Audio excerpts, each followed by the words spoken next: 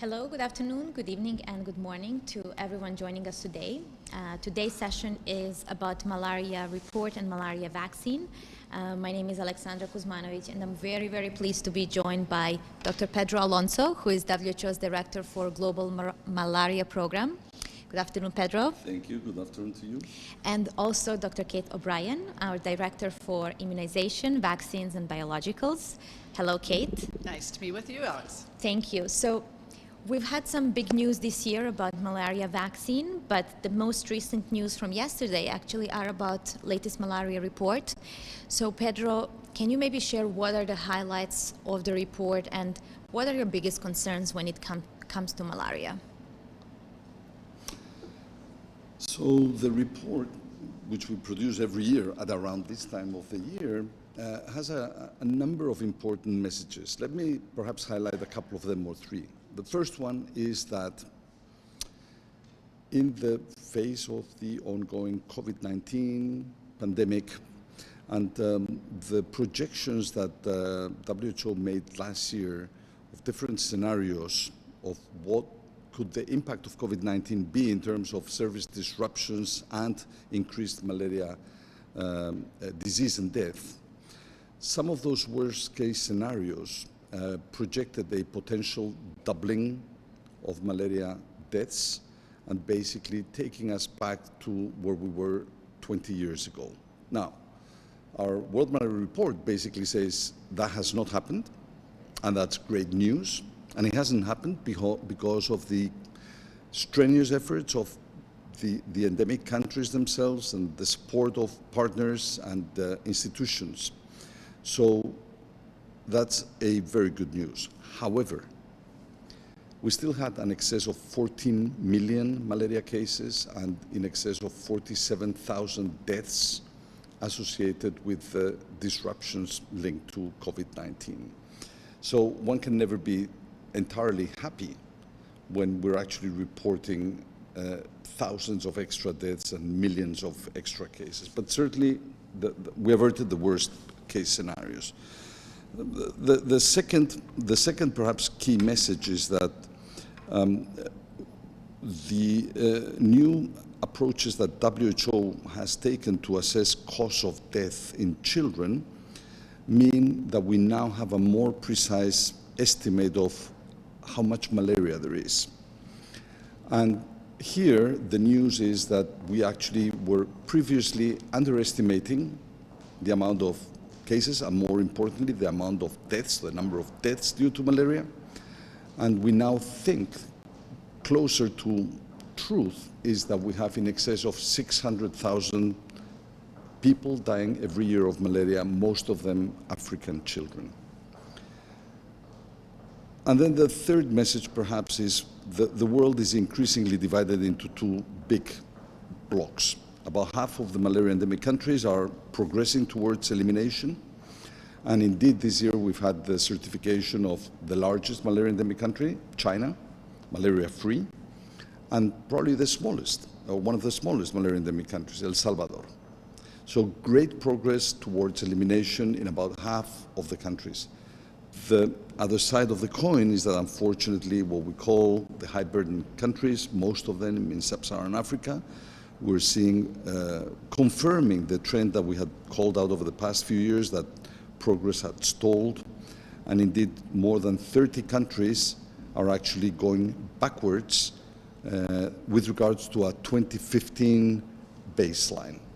So it's a reminder that we are facing a very complex enemy that comes back as soon as we slightly lift the foot off the accelerator, that the tools we have allowed us to make great progress over the past 20 years, but are not being good enough to help us go on moving forward. And that is why, yet another reason of, I suspect, one of the questions that you will ask my dear colleague Kate, one of the extraordinary news is that for the first time we have a malaria vaccine that will help us try to bend the curve, particularly in terms of cases and deaths. Thank you so much, Pedro. and before I come to Kate, we've already started receiving some questions from our viewers. So for those who don't know, if you're watching us on Twitter, please use the hashtag AskWHO to send us your question. And if you're watching us on other platforms, please use the comment section, and I will pass your questions to our guests today. And maybe, Kate, a little bit about vaccine that Pedro just mentioned and the big news that we had recently. Which type of vaccine is this? And there is already a question, is malaria vaccine available for everyone, everywhere? Such a great question. We're so excited about this malaria vaccine. It's called the RTSS vaccine, Mosquirix, and this is the first time that we've had a vaccine against malaria that has reached the point of evidence where it can be used in routine immunization programs. There are now 3 countries that are using this vaccine among infants in their routine immunization program. And we have over 800,000 children who have been immunized and over 2.3 million doses of the vaccine that have rolled out in routine immunization programs. So that's great news. All of this is grounded on a really strong evidence base. We know the vaccine works, we know it's safe, and we know it can be produced and delivered to kids in the routine immunization program. But the really big news is that the Gavi, which is the financing entity for helping countries buy vaccines, low-income countries buy vaccines, made a decision that this vaccine would be part of the vaccines that they purchase. So this paves the way for the vaccine to be able to roll out further and to be able to start saving even more lives in countries in Africa that Pedro was referring to that are really falling behind, continuing to have malaria deaths at just frankly just an unacceptable rate, given that we have tools that need to be deployed even further, and now this new tool, which we've never had before. Kate, here is a follow-up question from Christian Asuko. Are there any age-specific groups for receiving malaria vaccines? So maybe I can take that. This vaccine is a vaccine for infants, and it's given in the infant schedule. It's not exactly the same months of age that other vaccines are given at, and this gives an opportunity for infants to be seen more regularly by clinics, by physicians, by nurses as they grow through that first year of life. It's given as a 4-dose schedule right now. We're still looking at the 4th dose to understand fully just how important that 4th dose is, but at the moment it's a 4-dose schedule, and it is a vaccine for infants. And the reason it's a vaccine for infants is that's the age at which people who get malaria are most at risk of having severe disease and death from malaria. So that's the reason for that severe disease, that age group for vaccination. Thank you so much, Kate. Here is the next question. Maybe, Pedro, you can take this one. What is the effect of malaria to the body, and what are the symptoms? Malaria is classically known as a febrile disease, and it can evolve in a number of ways. One of the perhaps more striking and alarming presentations is when there is cerebral involvement, neurological involvement, and children would start fitting, having convulsions. But it is not the only mode of presentation. Severe anemia can be caused, it's very frequently caused by malaria, and thus children may quietly die, wither away at home because of these chronic severe anemias. Respiratory distress that may actually appear as a pneumonia. So it's one parasite, but quite different clinical presentations. And most of these sort of phenotypic presentations of malaria are associated with what we call a very high case fatality rate, and therefore often leading to death. So it can range from at times a asymptomatic infection or post-symptomatic infection to a febrile disease, which often takes them to seek care, to severe presentations of disease and death. So much. And here is another question from Nori Jaraya.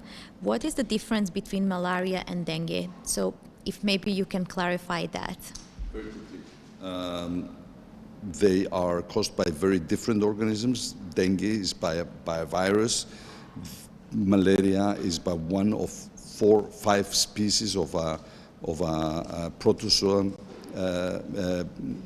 eukaryotic, unicellular. They can, and they are transmitted both by mosquitoes, but different mosquitoes. They can at times appear in a relatively similar form because they are febrile. They can cause general aches and pains, but the severity, the clinical evolution, the extent are actually quite different. Thank you so much. And maybe you can take this question as well, coming from Jaya Kumar. Which are the countries that have more patients with malaria, and what are the precautionary measures to be taken by people? We have malaria in 87 countries around the world, so about 40% of the world's population lives in countries where malaria is being transmitted. So with the exception of Europe, at this point there is malaria in every other continent. So we have a very broad distribution of the disease, but we need to call out that the main burden of the disease is concentrated in sub-Saharan Africa. That's where the brunt of the disease is carried by African countries, where more than 90% of the deaths take place, mostly among African children. So pretty much everywhere south of the Sahara, all countries are endemic for malaria. Thank you so much, Pedro. Kate, here is a comment from Gabriel, who says that it is a great relief and a life changer here in Kenya, I assume, after having access to malaria vaccines. So maybe you can tell us about the 3 countries and the pilot programs that we've had with malaria vaccination. Sure. So the 3 countries that are already using the vaccine, as I mentioned before, in their routine immunization program are Kenya, Ghana, and Malawi.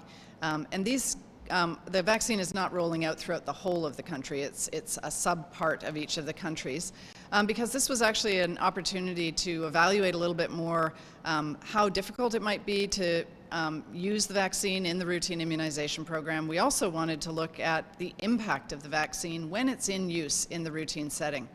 And I think one of the most important things that we've found over these 2 years where the vaccine has been rolling out is that this vaccine is not just a malaria vaccine, but frankly that would be enough for us to be incredibly excited about it. What we're also finding is that there's a reduction in the child mortality among infants of 9% in the areas where this vaccine is rolling out. That speaks to the fact that malaria is such an important part of the risk of mortality among children in these areas, and that something as simple as giving 3 or 4 doses of a vaccine is saving almost 10% of the lives of children. So this is an incredible impact that is being observed by simply deploying a vaccine to otherwise healthy children. We're also finding out that parents really do understand that this is not a perfect vaccine. In fact, no vaccine is perfect. We don't have a single vaccine for a single disease that gives 100% protection in 100% of the people 100% of the time. But what's important about this vaccine, like all of the malaria tools that we have, is that none of them are perfect tools. And what's really critical is that a variety of tools are used in communities, sort of layering one tool on top of another. And in this way, what we've also learned is that 90% of kids have at least one malaria prevention tool that they are actually having access to, including bed nets that protect against mosquitoes that are transmitting the parasite, the vaccines, as I mentioned, and other strategies for reducing malaria in these communities. So this is so exciting because we've never had the kind of tool that a vaccine is, which is using the body's own immune system stimulated by a vaccine to protect against the malaria parasite. Thank you so much, Kate. Pedro, there is a question as well from one of the viewers. What has been used before we had vaccine to protect children from malaria? So there are a variety of tools, and they've been used for decades, if not centuries. There is, in terms of preventing the infection, you can go all the way from environmental management and tools, avoiding water collections near human settlements, to methods that imply a physical barrier, like insecticide-treated bed nets or mosquito nets, under which children or people can and should sleep under. The use of antimalarial medicines given routinely to prevent new infections. So there's a variety of prevention tools, but as Kate was saying before, they've been targeting the mosquito and establishing a barrier between the mosquitoes and the susceptible humans. You can use antimalarial medicines that act at different stages of the parasite's life cycle, but we had never had a tool that is based on the human immune system to actually target certain stages of the infecting stage of the malaria parasite. That is really new. In terms of the treatment is based on prompt diagnosis, and here we have rapid diagnostic tests that are really quite good and allow a clear definition of who's infected or not, and antimalarial medicines for the treatment. So we have a variety of tools, both for prevention and treatment. The challenge is scaling this up at sufficiently high levels and reaching those that are often hard to reach, because in the face of our tools, we still have 600,000 deaths every year and in excess of 200 million cases. And that speaks to the challenge of delivering the tools, and also that none of these tools are very highly efficacious. And therefore, the success of the malaria fight has been the wise use, the smart use of combinations of tools that then allow you to have a great impact. Thank you so much. And here is a comment as well from one of the viewers, Omar Tunkara, who says that Africa needs more malaria test kits and vaccines and surveillance. So maybe we can also say, what are we as WHO doing to help countries to increase access to those tools and surveillance and strengthen their programs? So perhaps I'll say a few words and then ask my colleague and friend Kate to say what are we going to do in terms of providing or ensuring access to the vaccine. But WHO has both a normative function in terms of saying what do we think on the grounds of the best possible evidence should be done and should be used, and we have that function of translating those policy recommendations and guidance into support to countries, incorporating them in their national strategic plans.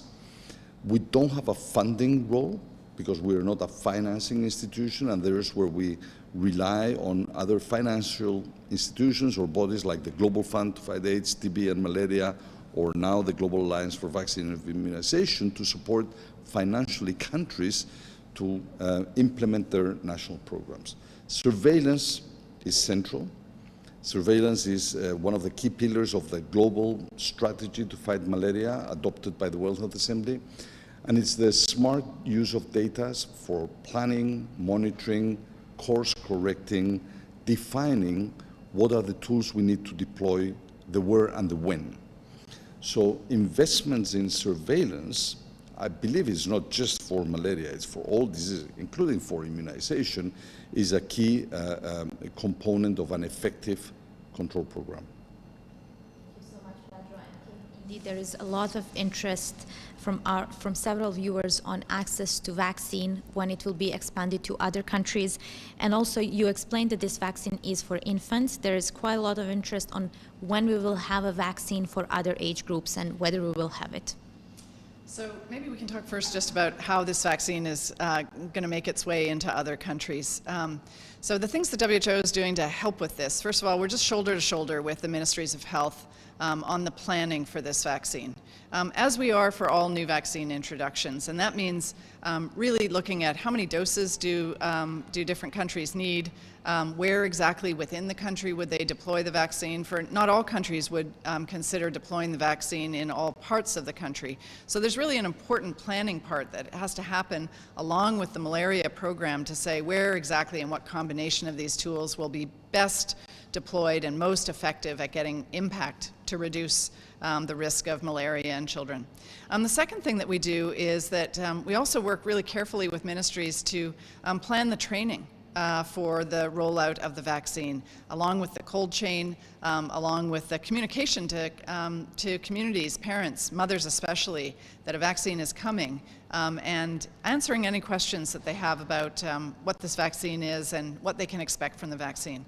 And as Pedro said, one of the most important things here is even when children get vaccinated, it does not mean that they should stop using any of the other tools that are so effective at reducing malaria. It's about layering on. We talk about it almost like layers of Swiss cheese. None of them are perfect, none of them are complete. They each have holes in them, but when you layer a number of slices of Swiss cheese, there's no one hole that goes all the way through. Now the question about other vaccines. This is the first malaria vaccine, and what's so important in any vaccine program is a healthy vaccine market. So we're looking and working with other vaccine developers. There are some vaccines that are coming in behind this vaccine that are already in clinical trials evaluating whether or not they perform against, to protect children against malaria. And of course, our eye is really on the ball of severe malaria. Now, vaccines for older people, again, it's not the highest priority for us because severe disease and risk of death is most experienced by young children. So that's really our focus because it's about saving children's lives, saving people's lives against malaria. However, there may be products that can be used certainly for people who are travelers, who want that protection as they're traveling to malaria endemic areas. But there is a pipeline now of producers who are saying, the world wants these vaccines, Africa wants these vaccines, and there is a way to pay for them. So that's the good news story about added investment in research to improve on the vaccine that we already have and assure that we've got other generations of vaccines coming forward. Thank you, Kate. And speaking of market and new vaccines, there is a question as well about tech transfer. There's a big conversation going on in the context of COVID vaccines, but there is now a question about this vaccine, whether there will be some technology transfer so that vaccine can be produced in other places. And maybe you can address if we have supply issues with the current one. Sure. So this is a vaccine that was developed by the vaccine manufacturer GSK, GlaxoSmithKline, in partnership with a number of different partners. GSK really has brought this vaccine forward and invested a lot in getting it to the point where it's at, but they've also been clear that their interest is in assuring that there is tech transfer. So over the past couple of years, there was a process to identify other vaccine manufacturers who might be interested in actually being the manufacturer for this vaccine. And in fact, it will be produced by a manufacturer in India, Bharat Biotech. Now, there will still be a partnership between GSK and Bharat, and there is a process that has to take place where the training and the method for actually making the vaccine will take place. So that's underway. Now, we do have issues with the supply. We're not going to have enough supply to meet what we think will be all of the demand in the short term. So this is another role that we have, is to work with countries that would want to use this vaccine to develop a framework for how we would allocate the supply that is not yet adequate to meet demand. But this really calls for increased investment. We need greater investment in the opportunity to produce this vaccine at greater scale, even while the research goes on for additional vaccines that might be coming in behind it. So I think the call here is really about urgent investment to scale vaccine at a much quicker pace so that all of the countries and all of the families that want this vaccine have access to it. Kate, and this is also good news to see that there is some progress in sharing technology, so we'll have more vaccines. Pedro, here's a question from Vicky Molloy. I think this is a follow-up on what you explained about the situation in sub-Saharan Africa. So Vicky is asking, how come malaria is still an issue threatening lives in most sub-Saharan countries? What's the challenge that the scientists are facing in combating malaria? So there are multiple reasons. Perhaps the first and not most is it's poverty. Economic and social development are key elements that have been supporting countries reduce malaria and eventually eliminate malaria. So we're talking of poverty, we're talking of weak health systems, and then there's the specific biological components of this disease system. On the one hand, we're dealing with a very effective and efficient mosquito vector present in sub-Saharan Africa. We're really talking of a Ferrari of a mosquito. And then we're talking with a high predominance of the most lethal form, the most lethal of the 5 Plasmodium species that infect humans, Plasmodium falciparum, which is a lot less prevalent in other parts of the world. So the combination of poverty, adequate ecological conditions, a highly efficient vector, and a highly lethal parasite species explains why malaria has such a stronghold in sub-Saharan Africa. Here is a question as well on treatment. What are the types of treatment system provided to malaria patients wherever much clinical facilities are not available? So we do have a variety of antimalarial medicines that are highly efficacious in the treatment of cases. Most of them, or all of them, are what we call ACTs, artemisinin combination therapies, that use both the artemisinin drug combined with another antimalarial medicine. These are inexpensive and should be available everywhere. So WHO, rightly so, I believe, recommends always to use formally pre-qualified, quality-controlled, efficacious medicines as contained in our policy recommendations, and not to use other medicines or drugs which are not necessarily quality, that can be at times found in some places. Kate, we're getting more questions about vaccines. You mentioned that this vaccine is safe and effective. So there is a question on side effects. And there is also a question whether this vaccine prevents the disease, prevents infection, or it makes disease less severe. Great, those are great questions. So everybody, always has a really intense desire to understand what does the safety of any vaccine look like. So this is a vaccine that is has been studied very intensively to look at, what happens after you receive the vaccine. And children do have what we would call sort of routine side effects. So certainly, obviously, infants can't tell us whether their limb, whether their leg, whether receiving the vaccine is sore, but we see redness, swelling at the injection site. Some children do get a fever after the vaccine, and this is common across many vaccines, but it's not a common side effect. In other words, it only happens among a small proportion of children. So there is fever, swelling, redness at the injection site. Now, because of the fever, in a very small number of children, some have a very self-limited episode of having seizures. And again, when children get, especially young infants, get any kind of fever-related illness, just because of the fever itself, they can have these self-limited, self-resolving seizures. So that's probably what people are most concerned about. But again, I just want to emphasize it's very unusual.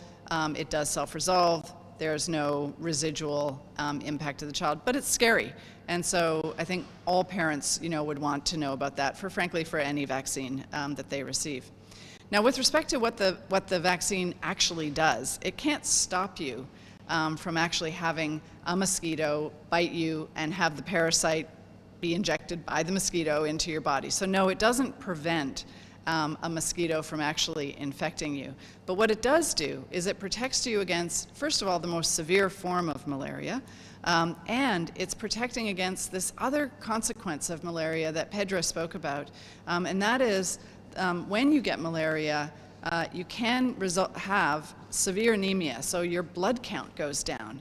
And for infants, that's a really life-threatening situation. You may not even know it, that a child is severely anemic, but this puts them at risk of many other diseases, not just the malaria. So a child may not die of malaria itself. They may die of the other consequences, pneumonia, diarrhea, meningitis, that they're then at risk for because they have such a weakened system, their severe anemia, for instance.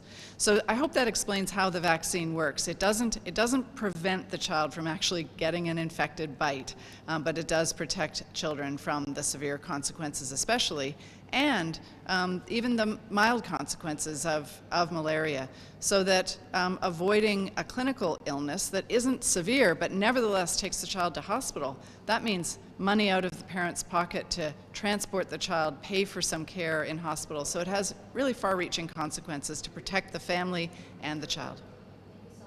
And Pedro, maybe you can once again explain the modes of transmission of malaria. Is it only through mosquito? Because people are asking, if I get malaria, can I infect someone else? So just to maybe clarify that. Of course you can infect someone else, but you will always infect someone else. There are a couple of exceptions I can actually talk about, but you will infect someone else through a mosquito bite. So humans are the source of the infection. We, humans that carry parasites, infect the mosquitoes, who then in turn go and infect another human. There can be, and this is most unusual, but there can be infections through blood transfusions. So if I'm infected and I give you a blood transfusion for my blood and it hasn't been screened, you can get infected. Or there can be infections from mother to child at the time of, around the time of delivery. But those are really exceptional circumstances. So the infection is always through a mosquito. But let us remember that the mosquitoes first need to have fed on someone who is infected so that they become infectious to another human. Thank you so much, Pedro. The question comes from Ellie Ramsey. Why is this vaccine actually important now? Is there a reason for that? The reason this is an important vaccine now, there are really, I would say, two major reasons why it's important. The first is that the effort to reduce malaria burden is going backwards. There are a number of tools that Pedro has described. First, against the parasite. Second, to treat people who have malaria. Third, to prevent the serious malaria through the use of preventive drugs.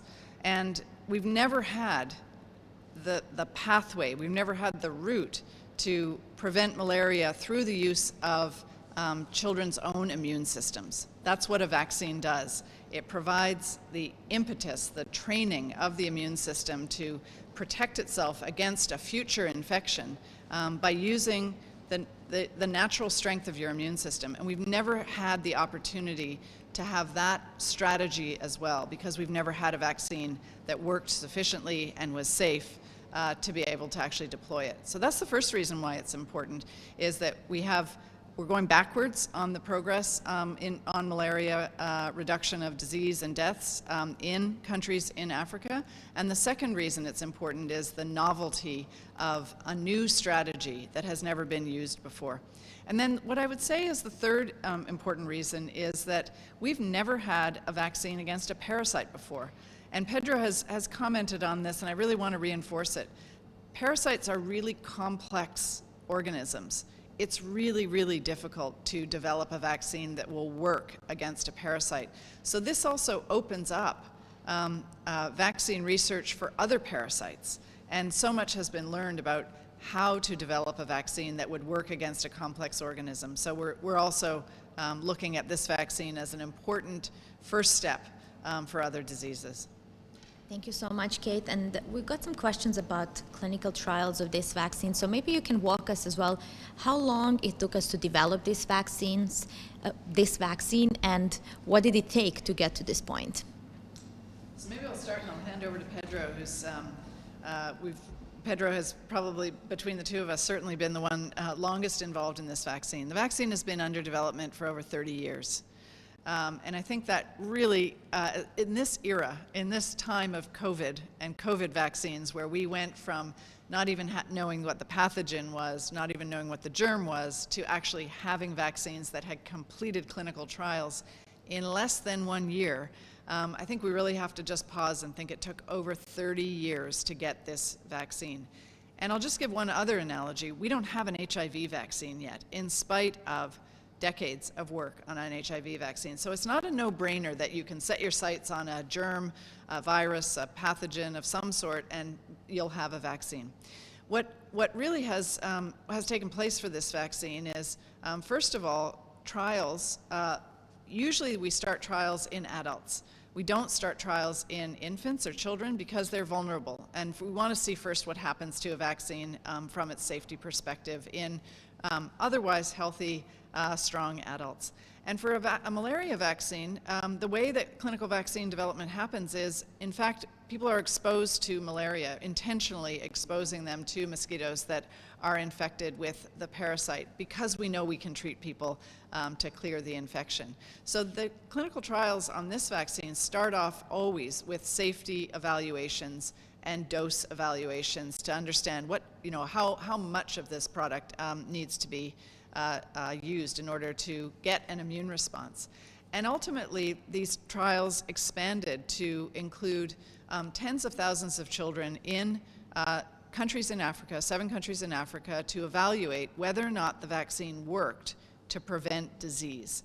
That's the reason we have the vaccine, and that's what the clinical trials were designed to do. And we learned through these very rigorous phase 3 clinical trials that the vaccine worked against severe disease, it worked to prevent clinical disease, and it could be deployed to children in a safe way. It was those trials that led to the licensure, the authorization of the vaccine, and only after that happened was it rolled out in this large scale in these 3 pilot countries to try to understand how it could best be used in a program. But I'll turn over to Pedro and see if he wants to say a little bit more about how the vaccine was developed. No, I think Kate has covered it really well. Perhaps just to add, because why it has taken so long is because this is a parasite. This is the first vaccine against the malaria parasite. It wasn't entirely clear to start with that the antigen that was being used was the right one. In fact, that same antigen was tested multiple times and would never work, would never provide protection. It was only the development in the late 90s of new adjuvant technologies and adjuvant products that suddenly turned this antigen that was not working into suddenly something that really worked or appeared to work. And then remember, malaria is not here in Geneva or in Washington or in London. It is mostly in African countries. So the trials to show that it's safe and efficacious among the key target population, children, can only be done in those type of settings. And there, the history of RTSS shows what a critical role African research centers and scientists can play, have played in this development. Without those centers, often based in complex, hard-to-reach places, that have the capacity to perform trials at the highest standards of quality so that they can be acceptable to stringent regulatory authorities like the EMA. Without those centers, without those scientists in multiple African countries, we would not be having a malaria vaccine. But those are complex, expensive, difficult to run trials that just take years to organize and to run. So that's why it's taken so long. Now, if I may add to something that Kate was saying, this is so important because with this vaccine, we will be able to save extra deaths. And every single death that is averted is a really important thing to happen. But it also is important because it shows that the research community, that the development and innovation community can develop products, complex products against complex organisms like this one. And therefore, opens the door to reverting what had been a 20 or 30 year situation where companies, laboratories were moving away from malaria. It seemed just too hard, too difficult.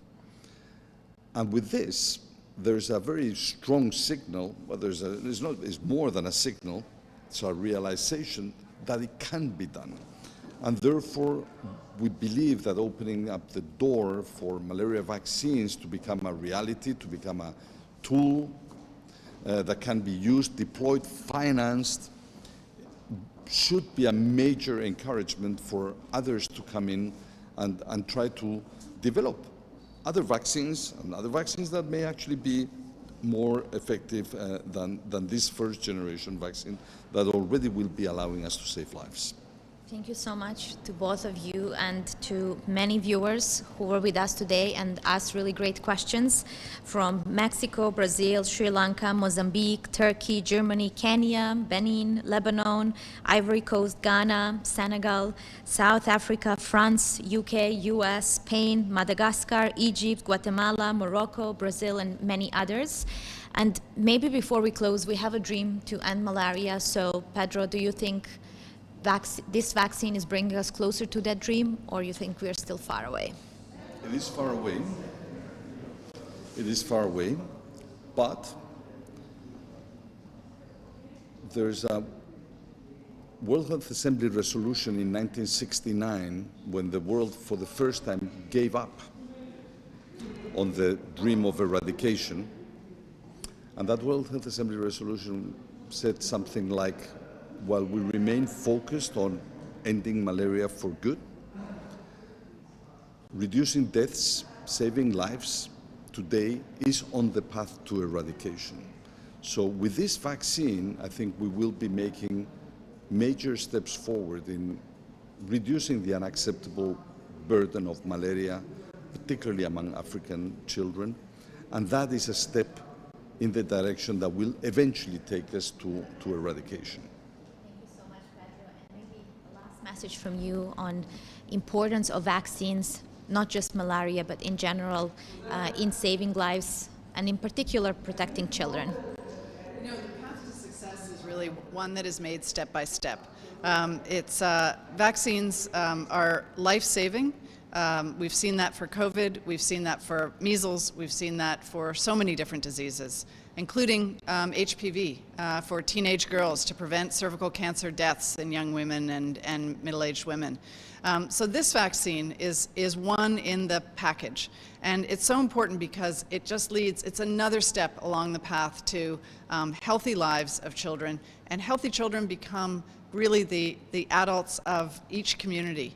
So this is really about strengthening communities around Africa and in other countries that still have malaria. Step by step, this is a big step forward. Thank you so much to both of you for all the great work and on such a big success for WHO and for the whole world. And until next time, I hope all our followers will continue watching us, but also following the website and all the new information that we provide. And of course, use all the measures that you mentioned to protect themselves and stay safe. Goodbye.